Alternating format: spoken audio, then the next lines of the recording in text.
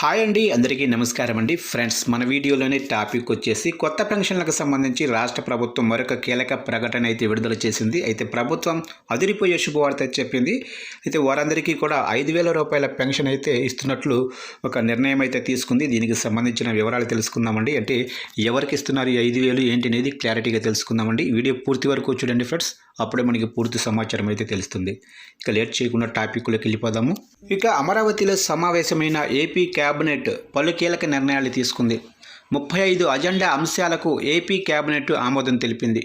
ఇక పీపీపీ పద్ధతిలో Piduguralla medical college అభివృద్ధి చేయాలని క్యాబినెట్లో తీర్మానం చేశారు. ఇక టిట్కోకు హడ్కో నుంచి 4,451 కోట్ల రుణ గ్యారంటీకి మంత్రివర్గం ఆమోదం తెలిపింది.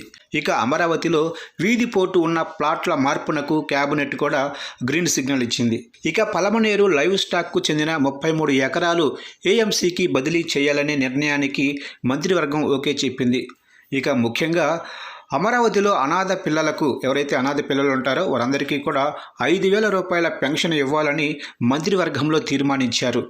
పిడుగురాళ్ల ఆసుపత్రిలో పడకల సంఖ్య 420కి పెంచాలనే ప్రతిపాదనకు క్యాబినెట్ ఆమోదం తెలిపింది.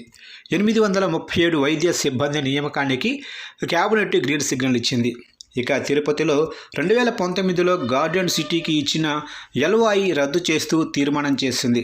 ఇక అత్యట్ల జ్యోతికి విశాఖలో 500 గజాల స్థలంతో పాటు ఆర్థిక సాయం, గ్రూప్ 1 ఉద్యోగం ఇవ్వాలని నిర్ణయించారు.